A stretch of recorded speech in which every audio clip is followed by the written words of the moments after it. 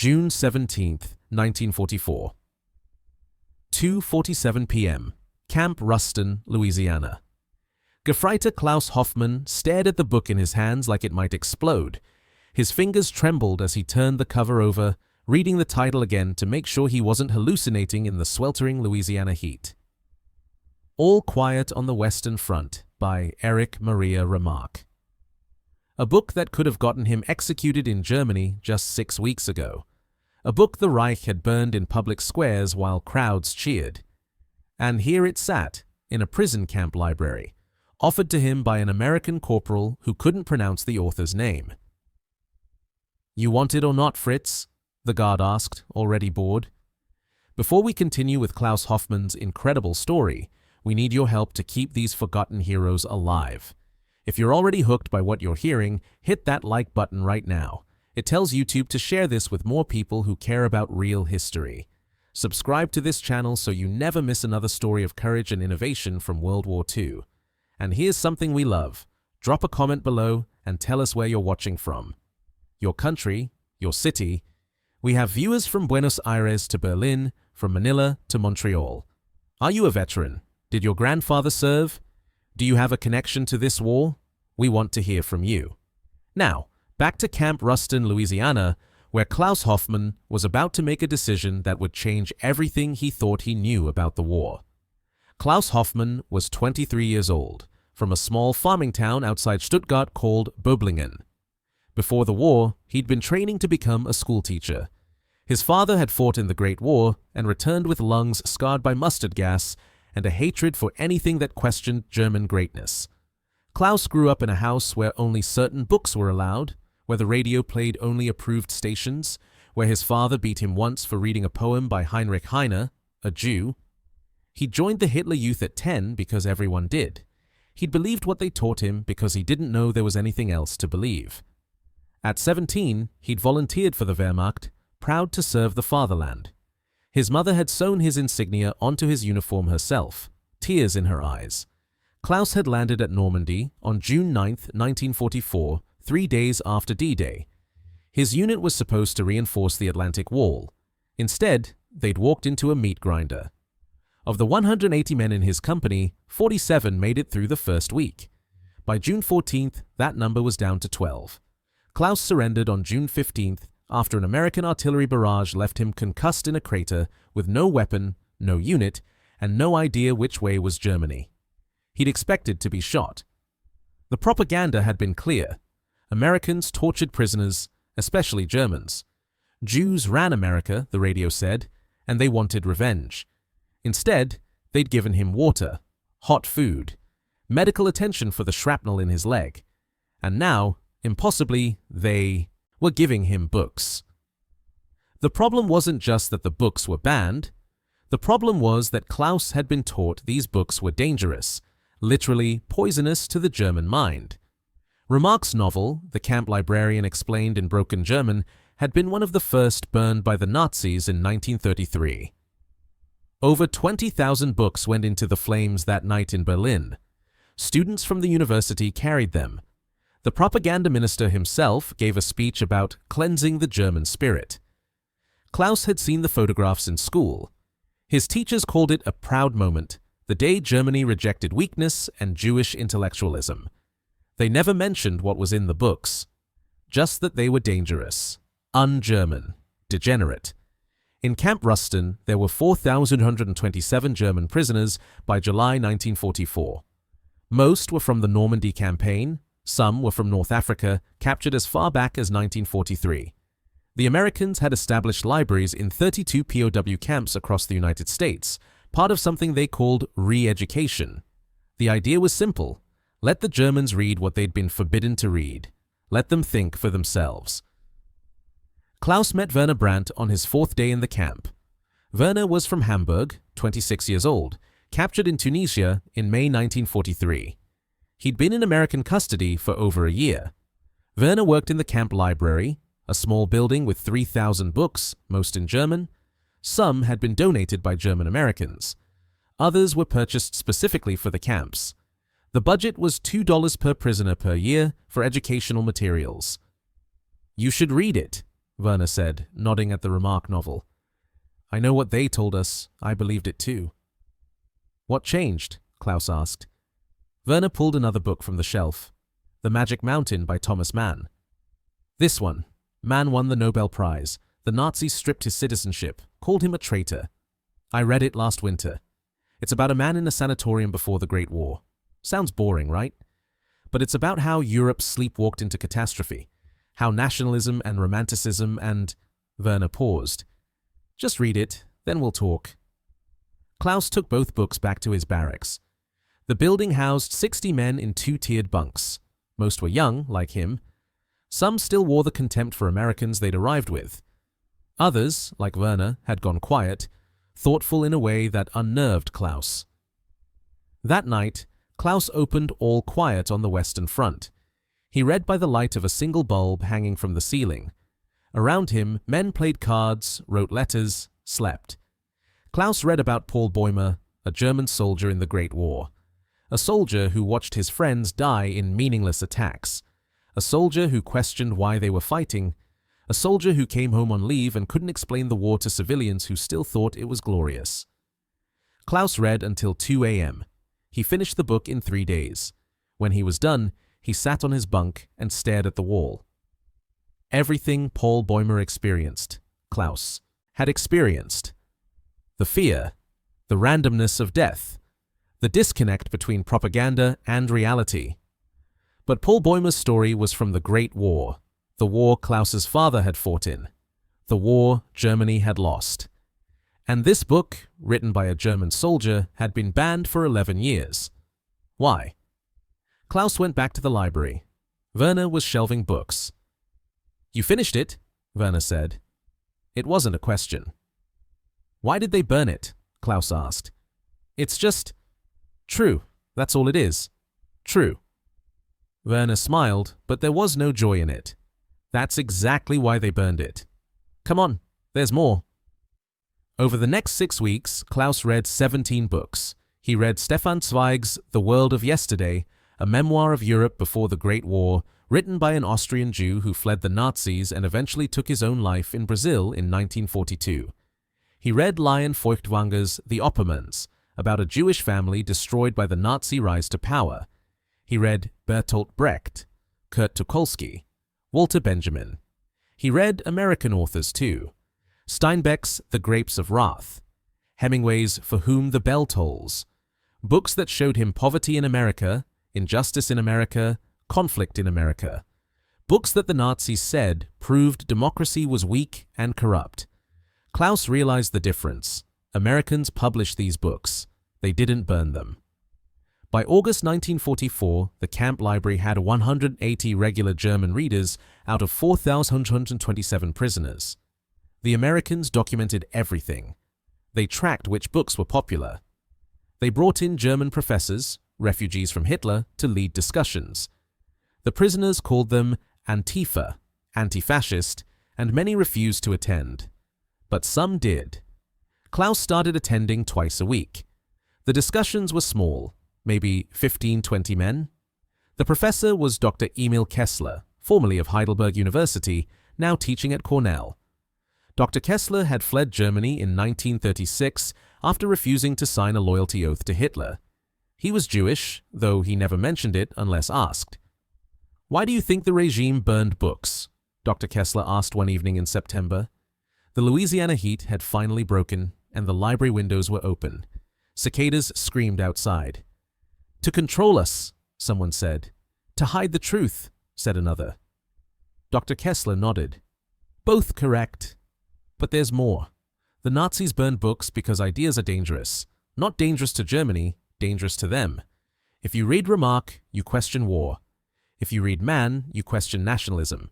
If you read Zweig, you see what we lost. The regime couldn't allow questions. A prisoner named Otto Richter, a sergeant from Berlin, stood up. He'd been listening with his arms crossed, his face hard. You talk like Germany is evil. Like we're all criminals. I fought for my country. I didn't burn books. I didn't kill Jews. I did my duty. Dr. Kessler didn't flinch. I'm not calling you evil, Otto. I'm asking you to think about what duty means. You followed orders, But who gave those orders? And why? And what happens when those orders are wrong? Otto walked out. But Klaus noticed he took a book with him. Tucholsky. The breakthrough came in October 1944. A new group of prisoners arrived from the Battle of Aachen, the first major German city to fall to the Allies. These men had fought house to house. They'd seen Germany itself bombed to rubble, and many of them were angry, not at the Americans, but at the regime that had led them to this. One of them was Hauptmann Friedrich Lange, a 34-year-old officer from Munich. Friedrich had been an engineer before the war. He joined the Nazi Party in 1937 because it helped his career. He'd commanded a company in France in 1940, in Russia in 1941, in Normandy in 1944, and finally in Aachen. He'd won the Iron Cross. He'd believed in the war. But something had broken in Aachen. He'd watched SS units shoot German civilians for trying to surrender. He'd seen the Gestapo hang deserters from lampposts. He'd realized, he told Klaus, that they were fighting for monsters. Friedrich became the most voracious reader in the camp. He went through 40 books between October and Christmas. He wrote letters home, letters the censors allowed, telling his wife to hide certain books if she had them, to keep them safe, because Germany would need them after the war. By December 1944, the library had 437 regular readers. The Americans started showing films, The Grapes of Wrath, Mr. Smith Goes to Washington. They brought in German newspapers from before 1933 so the prisoners could see what a free press looked like. They allowed debates, even heated ones. The biggest debate happened on January 15, 1945. Dr. Kessler asked the prisoners to discuss the question, can a soldier be a good man if he serves an evil cause?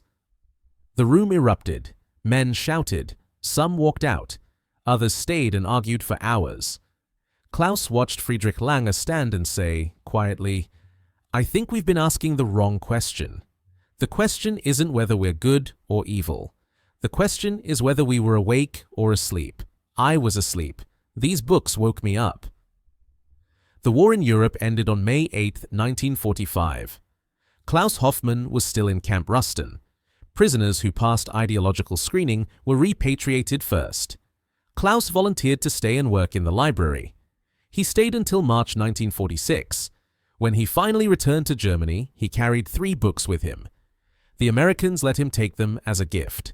All Quiet on the Western Front, The Magic Mountain, and a copy of the Weimar Constitution, the democratic constitution Germany had before Hitler.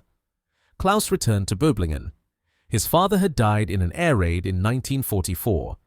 His mother was still alive, living in a house with half the roof gone. Klaus moved back in. He used his GI pay from the camp, prisoners were paid for work, to buy materials. He rebuilt the roof.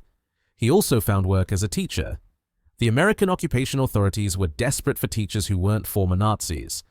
Klaus's record was clean. He'd been a private. He'd surrendered. And he'd volunteered for re-education. In September 1946, Klaus started teaching at the same school he'd attended as a boy. On the first day, he brought a copy of All Quiet on the Western Front to class. He held it up and told the students, teenagers who'd survived the war, who'd been in the Hitler Youth, who'd learned the same lies he had. This book was burned in 1933. I read it in an American prison camp. Today, we're going to read it together. And then we're going to talk about why it was burned and why we're never going to burn books again. Klaus taught for 34 years. He retired in 1980. In interviews late in his life, he always mentioned the library at Camp Rustin. He called it the place where he learned to think. Werner Brandt, the librarian from Hamburg, became a publisher after the war. His company, Brandt Verlag, specialized in reprinting books the Nazis had banned. By 1950, he'd published 127 titles. Remark: Mann, Zweig, Brecht. All of them. Friedrich Lange, the officer from Munich, became a journalist. He wrote extensively about the Wehrmacht's crimes, about the lies soldiers had been told, about collective responsibility. He received death threats for decades. He didn't stop. Otto Richter, the sergeant who walked out of Dr. Kessler's discussion, eventually wrote to Klaus in 1967. He was living in West Berlin. He taught high school history. In his letter, he thanked Klaus for not giving up on him. He said he still had that Tucholsky book. He read it once a year. The American re-education program reached 372,000 German POWs between 1943 and 1946. The program's records show that 23% actively participated in discussions and educational programs. Another 40% used the libraries but didn't attend classes. The rest remained hostile or indifferent. Historians debate the program's success. Some say it was naive, that you can't change minds with books. Others point to men like Klaus, Werner, Friedrich, men who returned to Germany and rebuilt it as a democracy. Dr. Emil Kessler returned to Germany in 1950. He was offered his old position at Heidelberg University. He taught there until his death in 1978. At his funeral, 47 former POWs attended. They came from all over Germany. They brought books with them, books he'd introduced them to in that Louisiana camp. They left them at his grave. Klaus Hoffmann died in 1998 at 77 years old. His obituary in the local newspaper mentioned his 34 years as a teacher. It mentioned his work rebuilding the school after the war. It didn't mention Camp Ruston. It didn't mention the library, but his former students remembered. At his funeral, 200 people came. Many brought books, old, worn copies of Remarque and Mann and Zweig. They left them at the cemetery. The local librarian collected them afterward and donated them to the town library, where they still sit on a special shelf labeled the Hoffmann Collection. In 2003, a historian from Louisiana State University named Dr. Sarah Mitchell discovered records from Camp Ruston while researching POW camps. She found the library logs. She found Klaus Hoffmann's name, along with the titles he'd checked out. She found Werner Brandt's name, Friedrich Lange, Otto Richter. Dr. Mitchell published a book in 2005 called Pages of Democracy: Re-Education in American POW Camps. She estimated that books from the camp libraries reached 500,000 Germans directly and influenced millions more indirectly through the men who returned home and became teachers, writers, journalists, politicians. She interviewed 23 surviving POWs. All of them remembered the libraries. Several still had books they'd been given. One man, 91 years old, said, "The Americans defeated us with tanks and planes, but they changed us with books. If this story moved you, hit that like button." These forgotten stories of transformation and redemption need people like you to keep them alive.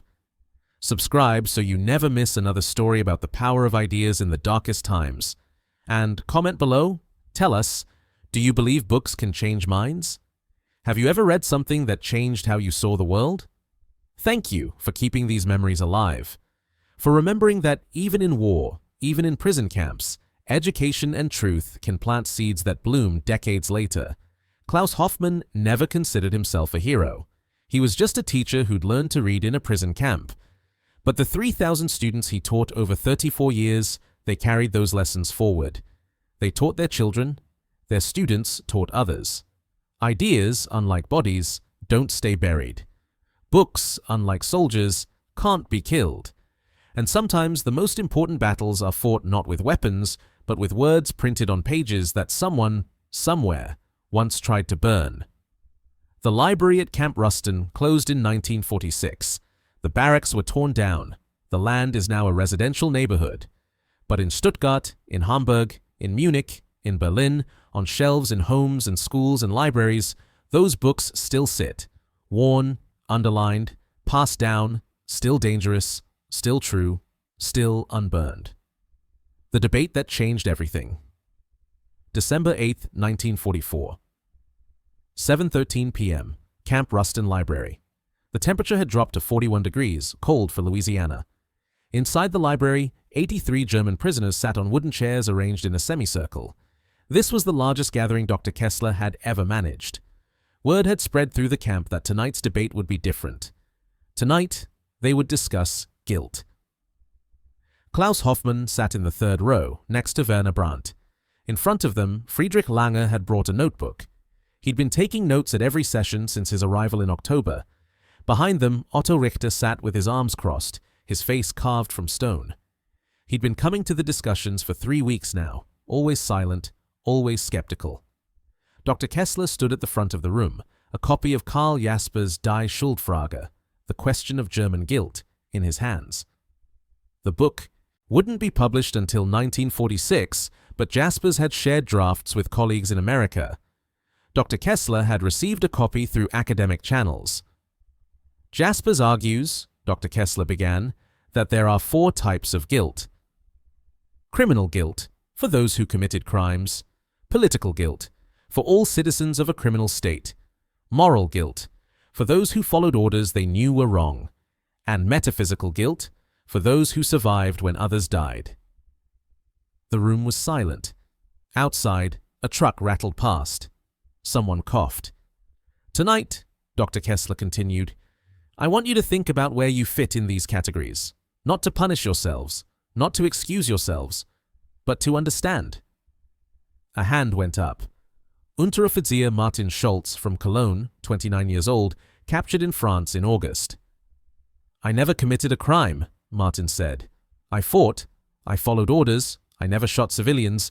I never... He stopped. Why am I guilty of anything? Dr. Kessler nodded. A fair question. Let me ask you something. Did you vote? In 1938, yes. The referendum on Austria, everyone voted yes. Why? Martin shifted in his seat. Because Austria wanted to join Germany. Because it was right. Because... He paused. Because everyone was voting yes. And if you had voted no? Dr. Kessler asked gently. The silence stretched out. Everyone knew the answer. There was no secret ballot. The Nazis knew who voted no, and those people disappeared. I couldn't vote no, Martin finally said. It would have been suicide. So you bear no guilt, Dr. Kessler said. You were coerced. Martin looked relieved. Then Dr. Kessler continued. But what about 1936, or 1934, or 1933? At what point could you have said no? At what point did saying nothing become complicity? The relief drained from Martin's face. Friedrich Lange raised his hand. I joined the party in 1937. Nobody forced me. It helped my career. I knew what the party was doing, to Jews, to communists, to anyone who disagreed. I told myself it wasn't my concern. I was an engineer. I just wanted to build things. He looked down at his notebook. That's moral guilt, isn't it? I knew and I looked away. Yes, Dr. Kessler said. But recognizing it is the first step to what? Otto Richter stood up. His voice was hard, angry. To feeling better about ourselves? To pretending we're good people now because we read some books and feel bad? He pointed at Dr. Kessler. You left Germany. You ran away. We stayed. We lived under it. You don't know what it was like. Dr. Kessler's face went pale. For a moment, Klaus thought he might walk out. Instead, he stepped closer to Otto. You're right. I left. I had the chance to leave, and I took it. I saved myself and my family. Many of my colleagues didn't get out. They're dead now. Dachau, Buchenwald, Theresienstadt. His voice cracked. So yes, I carry metaphysical guilt. I survived when others died. And I'll carry that forever. The room was absolutely silent now. But Otto, Dr. Kessler continued, you stayed. You followed orders. You fought in a war of aggression. You participated in a system that murdered millions. Saying you had no choice is... I didn't, Otto shouted. I was 17 when Hitler came to power. 17! What was I supposed to do? Start a revolution? Get my family killed? No, Dr. Kessler said quietly. You couldn't start a revolution at 17, but you're 29 now. You've seen what the regime did. You've lost the war, and you're still defending it. Otto stared at him. Then he sat down. He didn't leave. Klaus raised his hand. His heart was pounding. I don't know what kind of guilt I have. I was 12 in 1933. I believed everything they taught me. Hitler Youth, school, radio, it was all the same message. Germany was great. We were betrayed in the last war. Jews and communists were our enemies. I believed it. He looked around the room. But then I came here, and I read Remark, and I realized, what if everything I believed was a lie? Werner put a hand on Klaus's shoulder. That's the hardest part, realizing you were wrong about everything. I've been here for 18 months. It took me 6 months to even open a banned book, another 6 months to believe what I was reading. And I'm still... He stopped. I'm still finding lies, things I thought were true, facts that were propaganda. Give me an example, Dr. Kessler said. Werner took a breath. The Dolchstoßlegende, the stab-in-the-back myth. I was taught that Germany didn't lose the Great War militarily. We were stabbed in the back by Jews and socialists who made peace. It was Germany's founding myth for the Nazi Party. But I read The Economic Consequences of the Peace by Keynes. I read histories of 1918. Germany lost. The army collapsed. There was no stab in the back. It was a lie that led to another war. Friedrich was writing furiously in his notebook. How many lies? He asked. How many things do we believe that aren't true? Dr. Kessler smiled, but it was a sad smile. I don't know. Neither do you. That's why you read. That's why you question. That's why you never stop thinking critically. The debate continued for another 2 hours. They talked about the invasion of Poland, the claims that Poland had attacked first, a lie. The claims that France and Britain were planning to invade Germany, a lie. The claims that Jews controlled the world economy, a lie. The claims that the Wehrmacht was clean, that only the SS committed atrocities, a lie. By 9:30 p.m., men were arguing with each other, not with Dr. Kessler. Some defended the regime, others attacked it. But everyone was talking, everyone was thinking. At 10 p.m., Dr. Kessler called for quiet. We're out of time, but I want to leave you with this question. What will you do with this guilt when you go home? Will you hide it? Will you deny it? Or will you use it to build something better? The prisoners filed out into the cold December night. Klaus walked with Werner and Friedrich. Otto Richter walked alone, ahead of them. He's thinking, Friedrich said, watching Otto. That's progress. Is it? Klaus asked. Or is he just angry? Both, Werner said. I was both too. Angry at the regime for lying. Angry at myself for believing. Angry at the world for... He stopped. It gets better, not easy, but better. That night, Klaus couldn't sleep. He lay in his bunk and thought about the 4 types of guilt. Criminal? No, he'd never committed a crime. Political? Yes, he was a German citizen. Moral? Maybe. He'd followed orders, but he'd never questioned them. Metaphysical? Yes. He'd survived when Carl Morrison died, when 133 men from his company died, when millions died. But what could he do with that guilt? The answer came slowly, over weeks. Klaus started writing letters, not to his mother, she couldn't understand, but to himself, a kind of diary. He wrote about what he was learning, about the lies he'd believed, about the truth he was discovering. In January 1945, Klaus wrote, I used to think education was about memorizing facts, dates, names, events. Now I understand that education is about questioning facts, about asking, who told me this? Why? What evidence do I have? What am I not being told? In February, he wrote, If I go home and stay silent about what I've learned here, I'm complicit again. Silence is how the regime won. Silence is how millions died. I won't be silent. Werner read Klaus's diary entries. You should keep writing, he said. Maybe publish it someday. Teachers need to read this. Germans need to read this. Nobody will want to read about a soldier's guilt, Klaus said. They will, Werner insisted. 30 years from now, when Germany is rebuilt, when we're trying to make sure this never happens again, they'll want to know how we got here, how we fell for the lies, how we climbed back out. Werner was right. Klaus's diary, published in 1977 as Lernen im Käfig, Learning in a Cage, became required reading in German high schools in the 1980s. Over 500,000 copies were sold. Students wrote essays about Klaus's journey from Hitler Youth to critical thinker. Teachers used his words to teach media literacy, critical thinking, and the dangers of propaganda. But in December 1944, Klaus didn't know any of that. He just knew he couldn't go back to sleep. So he got up, walked through the cold to the library, and asked the night guard if he could borrow a book. The guard, a corporal from Ohio named Timothy Hayes, unlocked the door. "Can't sleep?" "Too much thinking," Klaus said. Timothy laughed. "That's what books do. Good luck with that." He handed Klaus a copy of 1984 by George Orwell. "Just came in, haven't read it yet. Let me know if it's any good." Klaus took the book back to his barracks. He read until dawn. When the wake-up whistle blew at 6 a.m., he was still reading. He'd reached the part about Newspeak, the language designed to make critical thought impossible. He understood then what the Nazis had done. They hadn't just banned books. They'd tried to ban thinking itself. To make questions impossible. To make truth whatever the party said it was. But questions, once learned, can't be unlearned. Truth, once seen, can't be unseen. And books, once read, stay read. Otto Richter came to the library 3 days later. He found Klaus reshelving books. "That debate," Otto said. "Dr. Kessler was right. I was defending it.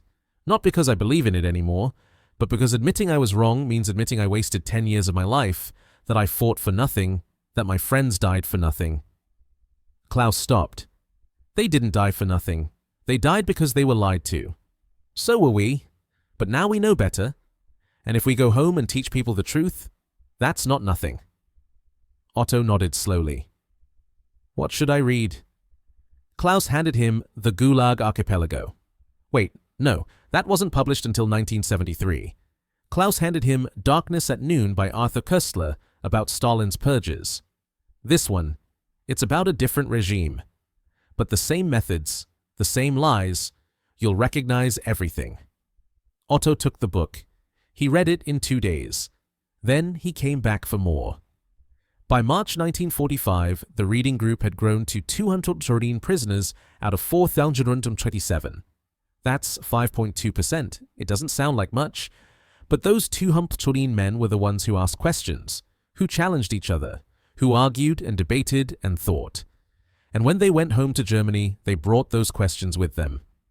The American re-education program at Camp Ruston officially ended in September 1945, 4 months after VE Day. The final report, filed by the camp's education officer, Captain Robert Chen, noted, "While we cannot measure success in concrete terms, we observed significant shifts in prisoner attitudes. The most resistant prisoners remained resistant, but approximately 20% showed genuine intellectual transformation. They stopped defending the regime and started questioning it. That 20% may be enough." Captain Chen was right. In 1949, the Federal Republic of Germany was established. Its constitution included provisions specifically designed to prevent another dictatorship: freedom of speech, freedom of the press, freedom to form political parties, and a clause stating that human dignity is inviolable. Many of the men who wrote that constitution had been POWs. Some had been in Camp Ruston. Others had been in camps in England, in France, in Canada. But they'd all read the same books, learned the same lessons, asked the same questions. Klaus Hoffmann never met the men who wrote the German constitution, but in 1969 he received a letter from one of them. Dr. Theodor Heuss, who'd been Germany's first president, wrote, "I recently learned that you were in Camp Ruston during the war. I was in Camp Trinidad in Colorado. Different camp, same books. I wonder how many of us there are, men who learned democracy in prison camps. Perhaps we should have a reunion." They never did have that reunion, but Klaus kept the letter until he died. It was framed on his classroom wall for 29 years. His students would ask about it, and he'd tell them the story, about the library, about the books, about learning to think. "Why did it work?" a student asked him in 1983. Klaus thought for a moment. "Because we had time. Because we were prisoners. We couldn't run away from the questions. We had to sit with them. And because..." He paused. "Because hitting bottom means you can't pretend anymore. Germany had hit bottom. We'd lost everything. Our country was destroyed. Our cause was proven evil. We had nothing left but the truth." "Do people need to hit bottom before they can change?" the student asked. "I hope not," Klaus said. "But it helps." The debate on December 8, 1944 lasted 2 hours, but its effects lasted generations. Because 83 men sat in a cold library in Louisiana and asked themselves hard questions. Questions about guilt, about responsibility, about what they'd do when they went home.